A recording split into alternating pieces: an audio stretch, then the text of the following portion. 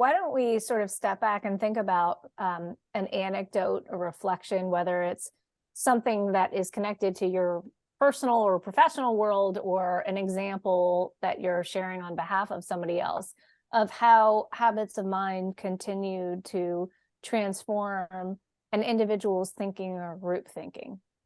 I had some difficulty with my car a few years ago, and so I took it into a mechanic who put it up on a lift, and I was amazed to see that what he did was to crawl under the car. It was all in the lift, and he got out a stethoscope and put it up on my transmission and listened to it.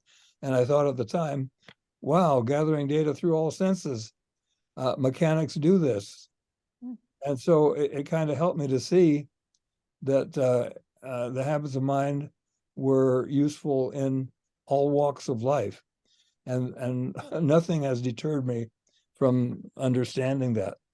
As we see scientists and doctors and historians and teachers, no matter what is your profession, the habits of mind serve you in performing that profession with compassion and empathy and clarity. I found that having the language of the habits of mind have helped me, because it sort of serves as a little super ego, as we might say. It's kind of like there's a little shadow that says occasionally, you could have shut your mouth up. It's kind of like, oh, I didn't have to be the first one to jump in and say something. But sometimes, because that's hard, because I'm such a high verbal, I kind of have to consciously say inside my head, as I sit and look very polite and calm, that I have to wait, that I have to manage my impulsivity. But the language for it gives me the consciousness.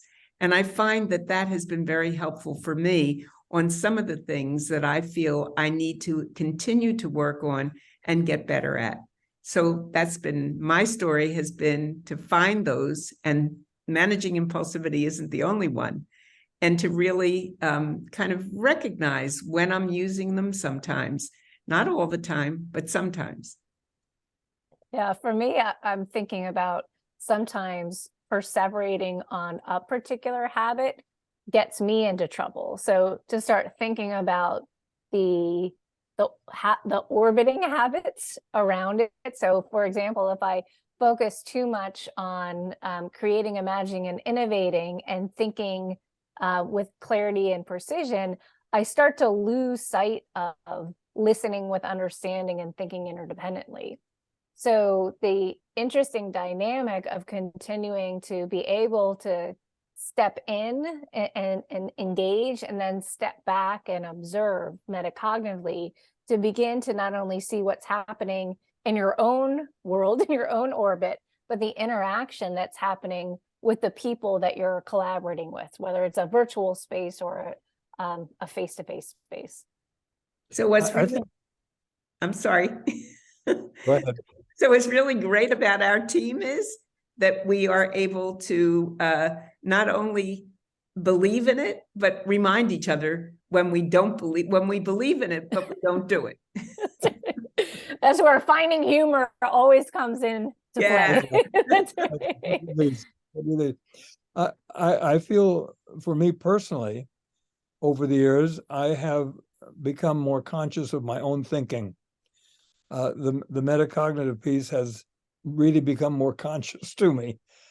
I didn't really understand metacognition, but as I've become fascinated with it, read about it, and monitored my own thinking, I now, well, kind of like Bena, I'm more able to manage the kind of thinking, and I find that I reflect on, why did I say that, or why didn't I say that, or how am I feeling about this right now?